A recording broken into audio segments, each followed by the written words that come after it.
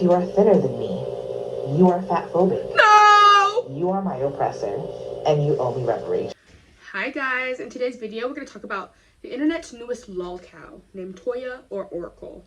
So I didn't know much about this guy, but then he was plastered all over my For You page, and I was like, oh, this is very interesting. And I just want to take today and react to some of their TikToks. It's not going to be an official video or anything. It's just like we're reacting to their TikToks and having commentary on them. If you want me to make like an in-depth video of like who they are and what he has done, then I can do that. But I just want to react to their TikToks today because you'll see why. As you can see, I've been very busy. So I have a lot of their videos saved. You're calling me a freeloader because I couldn't pay rent. But I taught you and your child how to germinate a seed so that you could grow your own food. I cooked and cleaned in your home. It seems like the only thing that you value is money, and that you don't actually value other things like care work, which actually makes the world go round. Money doesn't make the world go round. It's the people taking care of others, like feeding them, growing food for them, cleaning for them. Those are the people that actually make the world go round, right? Yeah, and you're calling yourself a leftist? Interesting. I think it is hilarious. Because imagine like not having a job, not being able to work, and then somebody is like mad at you because you're like, hey, I'm doing this all alone. I cannot pay the bills. And you're like, I can show you how to germinate a seed. Or imagine like you have a roommate and you're like, I can't pay rent this month. Like you're like, I can't pay it alone. I'm sorry, I need your help. And they're like, I literally cooked for both of us. I don't want to have to work, but you should work and pay the rent, and I'll teach you how to germinate a seed. I don't have to imagine what genocide is because I'm experiencing it. People have asked me, why should we send you money? You're not experiencing genocide. What happens when a person is continuously being displaced? And every time they're displaced, their conditions get worse and worse and worse? What happens when every time a person is displaced and moved to a new location, somebody in that location is threatening to kill them, and so that they have to leave and then go to another place where somebody else... This would not be an issue if you had your own place because you had your own job. I understand not everybody can operate under capitalism. So he's made videos in the past being like, because he is a multi-marginalized person, that's why he cannot get a job. I am also multi-marginalized.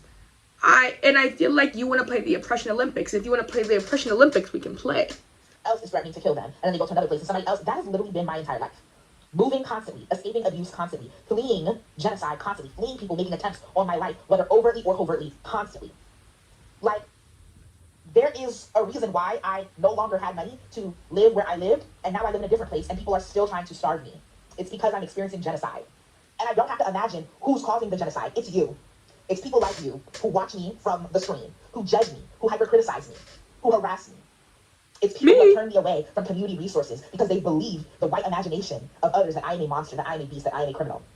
You. I have looked my killers in the eyes on multiple occasions. I have lived with my killers. I have lived with the Gestapo. Okay? I don't have to imagine these things. I'm living them. I don't have to imagine what genocide... And so a comment I see about them a lot is that they have a really bad victim complex. And I have to say, I agree. When everything in life is not your fault and it's somebody else's fault, it makes things really easy. It makes them a lot easier. It's so much easier to say, my life is the way it is because of all these other people and none of it is my fault at all. But guess what? That's when you have no accountability. What are we doing? What are we doing? Comparing what you are going through as a singular person to a genocide. Let's Google it. Genocide, the deliberate killing of a large number of people for a particular nation or ethnic group. You are not being genocided. Nobody's on your genocide. I'll tell you that right now.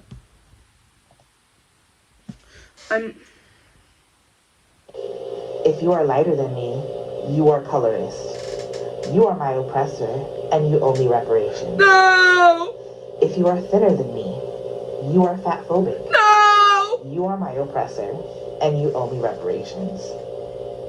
If you have more money, more material resources than me, no! Then you are classist, and you owe me reparations. If you are American, then you are my imperialist. You are my oppressor, and you owe me reparations. Oh. If you are from the West, if you are of European descent, then you are racist. You are my oppressor, and you owe me reparations.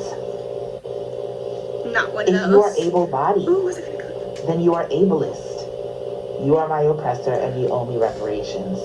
If you do not live with a chronic illness, I do. then you participate in healthism. You are my oppressor, and you owe me reparations. If you are cisgender, then you participate in upholding patriarchy. You are my oppressor, and you owe me reparations. If you are heterosexual, then you also participate in patriarchy. You are my oppressor, and you owe me reparations. If you have a looser hair texture than me, then you are texturist. You are my oppressor, and you owe me reparations. I do not need your pity. I do not need your sympathy. And I do not need your guilt. Money. I need you to acknowledge the position of power that you hold and use it to change the power dynamics in the relationship you have with me. You owe me reparations. If you are lighter than me... You see that underneath? So this is a screen grab of their video, but underneath it says, I owe you nothing, and it has their Cash App under it. I just want to say, because if they watch this video, I think they're going to be like, you're oppressing me right now. You're actively oppressing me right now. I am black. I am fat. I am physically disabled. I am mentally disabled. So if you want to play those games, we're on the same level. Ho. But one of us is winning.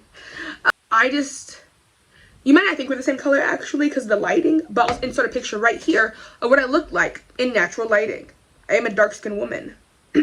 I think it's ridiculous to say that just because somebody happens to be born into a certain circumstance that they are automatically racist or, you know, these really harsh words. And when we start labeling every little thing as such a big issue, it kind of like loses its meaning. So, for instance, when you say that anybody who's lighter than you is colorist, it's kind of like makes it so that when people actually are colorist, it loses its meaning. Also, nobody owes you specifically anything. I don't understand why it's like the victim complex of the year. I feel like they think they're the most oppressed person in the world. There are people out there who have it way worse than you. What about if there's somebody out there who's gone through everything you've gone through, but they're also blind? Now what? Now you owe them reparations because you're seeing. They can't see. You owe them reparations. Pay them their reparations. They can't see. They can't see. If you're the victim, then why do so many people have the same story about you? It's called being persecuted. When you live in a white supremacist country, the majority of the population are white supremacists. So yes, it would make sense that people have the same story about me because those people are all white supremacists. All of their stories are of me being a predator when in fact they were the ones preying on me.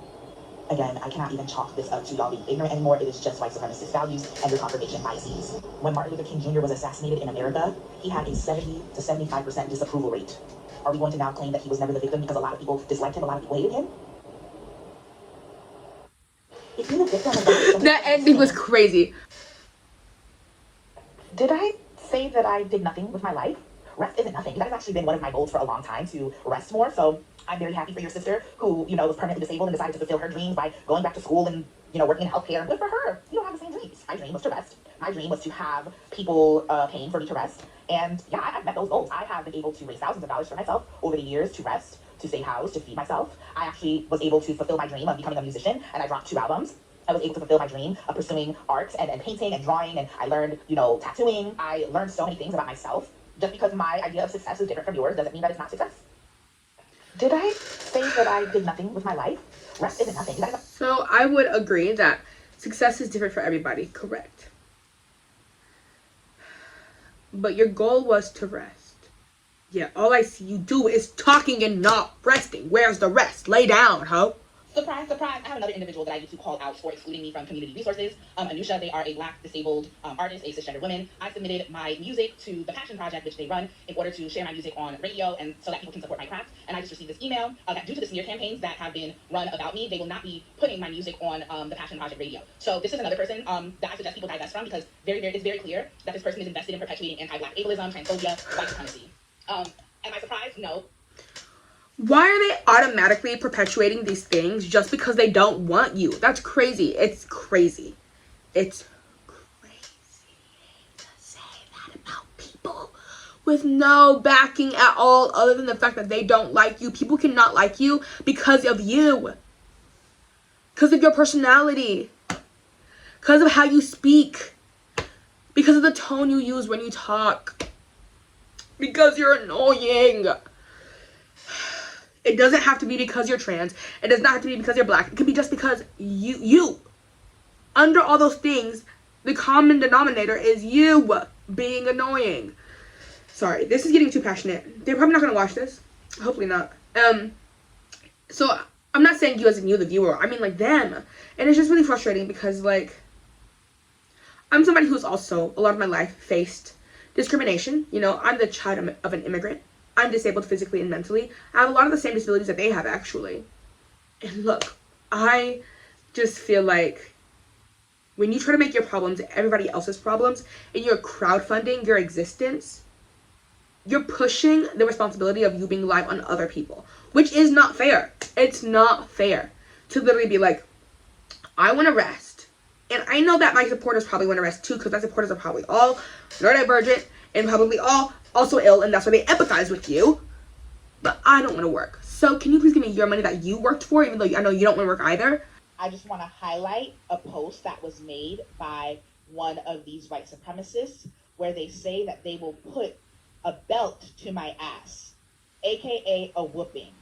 Whoopings or whippings are the legacy of plantation slavery, bro. Cattle slavery. And this is why nobody takes again, leftists seriously, or takes like when people are actually bringing up issues seriously, because when you make everything so blown out of proportion, it makes things that actually do matter seem so much less serious. They said anyway, we'll be belt to ass until they're permanently deplatformed. That means they're going to be on your ass. They're saying they're not going to let down on making sure people know about you until you're off the platform. They're not saying they're actually going to whip you. They're not saying you're Black and slavery happened, so guess what? I'm going to make it happen again. To you specifically. I'm going to genocide you right now. No! Violent. Ariana should be very lucky that I let them walk away. Why did I save this? How about that? How about that? Because again, y'all look at people like me, at dark-skinned, fat, trans, disabled people, and think that you can get away with what you're doing. You see us as violent. I don't think everybody sees you as weak. They see you as annoying. I think that's the main thing they see you as. That's kind of a crazy thing to say. That's kind of anti-life-ist of you to say that somebody's lucky that you let them alive. That's very anti-life-ist of you. So you should probably analyze that part of yourself. I knew that some of y'all truly hit rock bottom when you started filling Google forms out about me.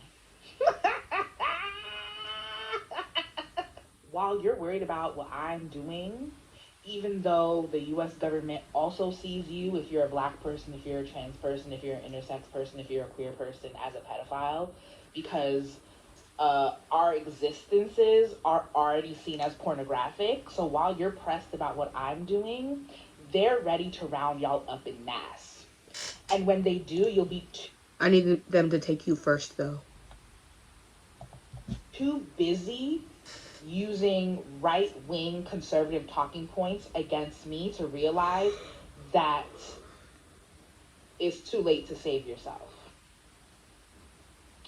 Very, very deeply concerning that y'all have time to organize around killing a Black trans disabled person, but not organizing around your own well-being and safety. Y'all.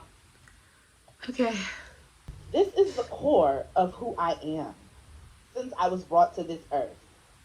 And I will continue to talk my shit whether or not people like it.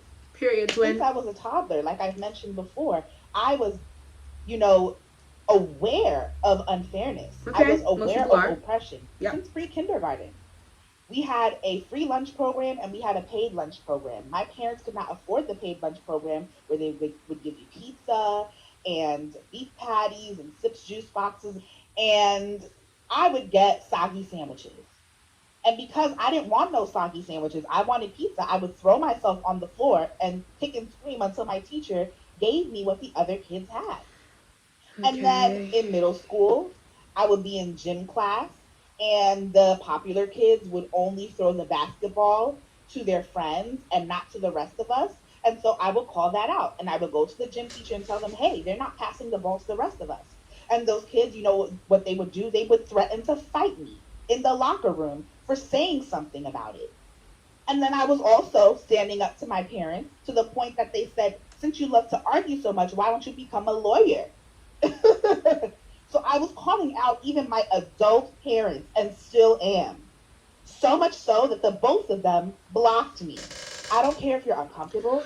Imagine how annoying you have to be to have your own parents block you.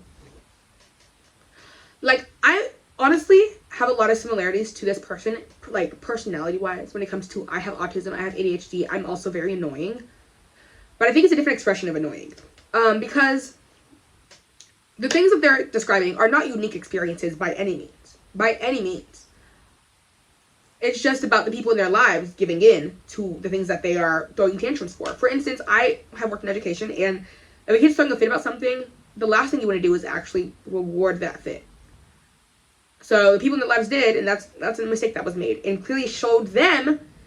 And like he has the impression that as long as I throw a big enough fit about something, something will change. People will give me something for yelling, and that's crazy. Also, like, it's not a big feat to just stand up to people. As a kid, I was doing the same thing. It's not like, I think anybody who grows up with critical thinking skills sees injustice all around and is like, wait, this isn't fair. I've had students all the time, wait, that's not fair. Things are not fair. Things just aren't fair. That's like the thing they always say to kids. Life isn't fair. Because it's not.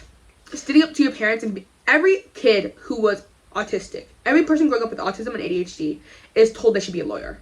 That is not a unique experience. We're all told that because we all like to yap and argue our point. It is so strange to me that when I'm talking about the ways that I have been harmed and abused by others, people always want to throw back the, well, how do you hold yourself accountable question. It is just so disingenuous because, of course, you'd assume that I'm always doing something wrong and that nothing bad is ever happening to me. And that is a unique aspect of my oppression as a multi-marginalized person. People are always assuming that I'm doing something nefarious, but could never imagine that people are committing crimes against my life. My whole story is a story of taking responsibility for my life. And if you go to my Substack and read and listen to my audio about combating authoritarian parenting, like dealing with the relationship with my parents, as well as my experiences. Mind you, every foreign parent is authoritarian. That's not a unique experience. But even in the beginning, like, I understand everybody's a victim of something. Everybody has been victimized by some part of society, by somebody, but not everybody makes it their entire personality that they are a victim of something. And that's the part that people do not like about him, is that his entire personality has become, these things have happened to me, therefore, I am the victim. The number one victim, actually. So, pay me money. As a teacher in the New York City public school system, you can see the ways that I was holding myself accountable and being aware of the power that I had. You cannot possibly liberate yourself and not take accountability for your actions and your choices. I have never, ever claimed to be a perfect person. In fact, in one of the pages about me, there's a picture of me at a party in 2022 without a mask on. And I admitted that it was self-harm. I admitted that due to the deep isolation from having I went out in public without a mask on for self-harm. I hate myself so much that I went out into public without a mask on in 2022. So feel bad for me, please. been abused and not having any communal spaces that I could go to, I went to a New Year's Eve party. And although I did wear a mask there and wear my mask back home, I took it off to drink and party. I'm not perfect, and I never claimed to be perfect. But why is it that when I am abused, when really horrendous things happen to me, y'all need a perfect victim? Y'all need somebody that has never... Why is it that when something happens to you, you feel the need to go on social media about it? My lisp came out really heavy there. My RW lisp. Wow. That was crazy. And we're gonna act like that did not happen. Wow. Fix my fucking phone. Please get me off of this side of the internet. Last time I got stuck on that side of the internet, I got stuck watching Evil Sailor Moon and watching the crash out of the year. I'm so sick of this portion of the left because they're nothing but problematic, and people on the outside try to do nothing but lump us all in together with them. People like that don't know how to be a part of a community effectively or productively. Hi, my name is Oracle, and apparently that was I have been Toya. on a lot of people's For You pages. Unfortunately. But this Trap Witch person, interesting. Hello, Overseer Trap Witch. Hello, Bootlicker Trap Witch. I don't know. It's kind of like if we stop giving our labor to a government that's exploiting us and that's exploiting Haitians. But then you're exploiting those people who... You are exploiting people who feel bad for you. So if people stop going to work, who's going to subscribe to your Patreon? Who's going to send you money? People who want to live in a house? They're not capitalists and bootlickers. They're trying to work and not live in your situation and be the number one victim. Sorry, it's just crazy to me to feel like they have these beliefs of, you know, people should not work. And people should not have to earn money, and we should, you know, like care tasks and things like that. And that's what we should value, is people doing things for each other, like germinating a seed. Yet, they want you to send them your money. He wants your money. How are you going to get the money if people don't work? Tell me right now. Palestinians, Tigrayans, Sudanese, and the Congolese, a lot of our issues would go away. And if you would like to actually learn about what I do, you can come to my page, you can check out my videos, you can go to my link and find my Substack, and my YouTube channel, and my music, and all of the things that I offer. And you are still participating in capitalism. Just because you're doing it differently does not mean you're not participating in it. So you can't call everybody else a bootlicker when you are also actively participating in capitalism. You are going on live making videos for money, because I know you have over 10,000 followers, so you have to be part of that program. You make YouTube videos, you make music, you make things to generate income. Yes, they're more creative. I also make music. But you're still participating in capitalism, because you have to. It's around us. But don't act like you're better than everybody else because you're jobless and unemployed. That does not make you better than anybody. It doesn't make you worse than anybody either. But definitely does not make you better than anyone. To my community. And last but not least, put on a fucking mask, because if you would actually like to contribute to the health of your community, you would keep people safe, you would keep the air clean, because we are still in a COVID pandemic. I don't know if you guys know how sicknesses work, but what I can tell, I feel very like stud like this. But what I can tell, sorry, I feel like a stud like this. But what I can tell you is sicknesses don't just go away. So COVID, in some variation, is going to be around forever. Does that mean we're still actively in the pandemic? No. But people are still getting COVID. People are still getting other sicknesses too. The cold, the flu. If you want to wear a mask every day, that's cool. But I don't think it's fair to judge people for not wanting to wear masks every single day. There's no use in hiding. It's in me that you're confiding. Oh, I saved this because I was like, wow, it really sucks that they're annoying and a bad person, because they're actually really talented. Like, he actually can sing really well, so it really sucks that he's really annoying. Because I would genuinely, I've heard some of their music, and I would listen to his music, like, genuinely, it's really good, if he wasn't annoying. He kind of nerfed himself, if I'm being honest. And this is exactly why I have to crowdfund for survival. Like every day, there are examples in my life that show why I have to crowdfund for survival, why I'm forced to. Why is he shirtless in every video? Just skin all out. Skin all out. I know you're probably in your own home. Well, somebody else's home. So you're allowed. But like, gosh. I'm putting myself out there. I'm applying for grants and opportunities. I'm looking for ways to make money offline. But time and time again, I am barred from meeting my most basic needs because of supremacy culture. Okay. And spaces that claim to be about collective care and mutual aid are ran by literal fascists and are treated less like Spaces that offer mutual aid are being ran by literal fascists. You see how when you hyperbolize situations like this, you just come off less serious. People cannot take you seriously when you have so much hyperbole. I agree. Everyone has biases. Everybody has things they can work on. But literal fascists? I think that would need some proof. That needs some backing or something. like mutual aid and more like gated communities, social clubs, and cliques. Okay. I can't even promote all of the content that I do create, like the smexy ones, on platforms like TikTok because of censorship. So what am I left with? Crowdfunding, which is what I've been doing for the past 5 years. Or getting a job, getting a job, getting a job, getting a job. Use Indeed.com and get a job. Years, actually longer than that, because even before TikTok was existing, I was asking people in my community for money so that I could pay for housing because I wasn't making a living wage as a teacher. And this is exactly why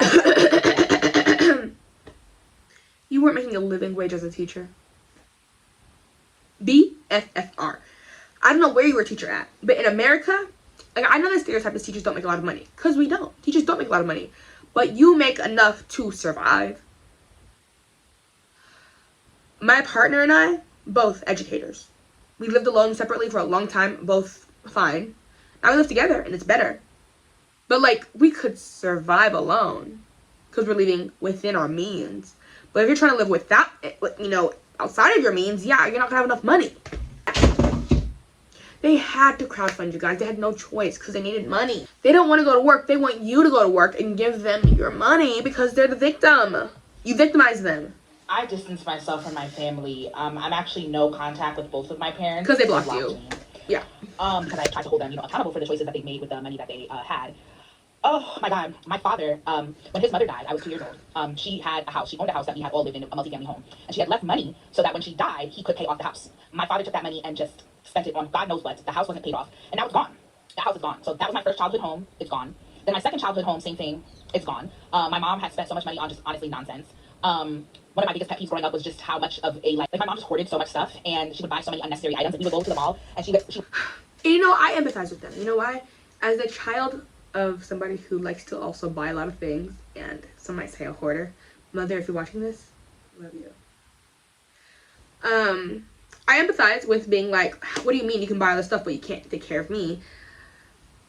But it doesn't mean you need to crowdfund your existence online. this was back in the early 2000s, she would get stopped by one of those like vendors who would like sell you a bunch of different stuff like hair products or whatever, and she'd buy like a flat iron or whatever when she didn't need a flat iron because she already had a flat iron at home. And so my parents have never had like great spending habits, and they expected my sister and I to overcompensate for that. But like there were so many things that I needed growing up, like new clothing, shoes that fit, etc., etc. And my parents would always make some excuse for why they couldn't get it for us.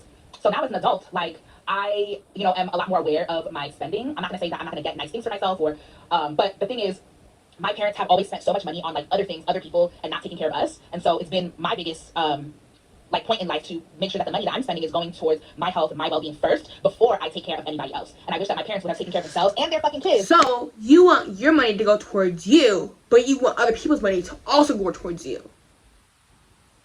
So you understand that capitalism is hard to live in and that most people are not making enough money to even take care of themselves properly. But you're expecting those same people to send you money on your Patreon, on your Cash App, and to give you money. even though they are also experiencing the exact same thing that you are. So what it boils down to, what I'm hearing, is that you're selfish. You are selfish. Everything makes sense now. It's all making sense now. Being community oriented is But you're not. second nature to me, which is why it is like so hard to fathom how people have such a hard time just showing up for other people. I'm gonna show just pictures of me just doing things for my community, doing things for people in my life just because I care. Baking for the household. Something that any roommate, anybody who you live with would do. What are you talking about? That's not special. That doesn't make you a great person. Everybody who lives with, if you ever live with people, I'm sure there's been times where you're like, let me cook you dinner. You know, like, what are we talking about? That is not your community. Well, that's your community, I guess. But that's just like a normal human thing to do. Providing COVID tests. Normal human thing to do, especially if you're so concerned about COVID and other people are not as concerned as you are, being like, let me test you real quick. That doesn't make you community oriented. Above, like, as I'm talking. But yeah, I'm cooking for people, cleaning for people. Starting a compost bin. Again, that's like a household thing. That's not like a community thing. That's a household thing. And also does not make you a saint. Growing food. What even is that? That's a sprout. That's a sprout. That is not a food. Cleaning for people. Again, what I'm hearing you say is that you've been a friend before. That's kind of what, like, when you're a friend, you kind of just, like, do things for your friends. You're kind of just nice to people. It's not about being community-oriented. It's just about being nice to people. And maybe you haven't experienced a lot of people who are also just good friends. But I feel like this is just being a friend. For instance, I'm very community-oriented, and I'm the best person ever because I have cooked for a roommate before. I'm also the best person ever because I also have tried to garden. I germinated a seed once. So, watch who you're talking to. Taking people to the airport when I had a car, helping people move in and out of their apartments. I've done that dozens of times. You know, going grocery shopping for people, cleaning for people, giving people... But I thought you can't grocery shop. Video for another day. Tattoos. I give tattoos too. Wait, this is for an opportunity for me to just show off my tattoos. I do tattoos on myself, and I do them on others. Wait, look. Oh, we can't even see. You can't even see. I love doing tattoos. And so that I do them on other people for free. I've never charged anyone for a tattoo ever, because I like doing tattoos. So why would I charge people for tattoos that I want to do? I don't think that makes you special. Drawing things for people, giving clothes to people, like, all out of the goodness of my heart, and I'm not asking for anything or demanding anything in return except for basic respect. Like, just don't kill me so we can keep this thing going. That's and all. Nobody's killed you so far. Being community oriented is truly second nature. I think oh God. Are you always the victim? Like, these are the only comments I ever get. Victim mentality, victim mindset, victim. You're always the victim. Yes, I am not denying that. That's so funny. That is my reality. Thank you. Thank you for actually, like... People are saying I'm always the victim, and yeah, I am. Thank you. I actually am always a victim, so I really appreciate that you see me. Thanks. I am always the victim. And that is okay. It is okay for me to name that. That I am always the victim. I am always the person that people punch down on when they realize that their material reality is shit. I am the person that people blame. I am the scapegoat. I have been since I was a child, and that has not changed. So yes, are you happy now? Are y'all fucking happy now? I am always the fucking victim. Stay mad about it. Do something about it. If you don't want to see me on this fucking TikTok complaining all the time, then do something about it. What Are he's you always the victim? What he's saying is send him money. That's what he's saying. He's the victim, so he wants you to send him money for being the victim. You know, like I said, I can't be too mad at him because, again, my life, I feel very similar. I have felt very similar before. Like, things are always happening to me. I have BPD, you know, so that means my disorder was created by literal trauma, which means things happened to me that were out of my control and created this disorder that feels like it's not even my fault. And I was stuck in this place for a long time where I was the victim, where I was like, it's not fair that I have to fix all these things in my life that aren't even my fault. Like, why do I have to work on these things that I didn't even cause to happen? But guess what? That's everybody's experience literally ever. We are all just products of our environment. We are all products of things that happen to us. We are all products of trauma. And you gotta just, like, figure it out. Sometimes you gotta just stop being the victim. Especially if you want to actually do something for yourself that isn't just begging on the internet. People like this are so emotionally exhausting to interact with IRL. If you've never met somebody like this in real life, you are very lucky, because they are so emotionally upsetting to interact with, because every conversation feels like they are trying to prove to you that you have more privilege than them and that you are in the wrong for existing. Like, your existence is automatically making their life worse. And that is just so annoying to constantly feel the energy of. I think I'm done, because their videos truly get me actually heated, because it's the goal to not acknowledge the privilege that you have. You have so much privilege, and you are not acknowledging it. You are only making yourself the victim. And this is the issue, and this is what Republicans and people on the far right love people like this. They love people like Toya or Oracle, because they love having faces to leftism, to be like, look, this is how crazy the left is. They all think this way. And they like using this type of person as an example of being like, look how demanding they are. When not all of us are like that. It is truly saddening, the fact that they have this platform and this is what they're using it for.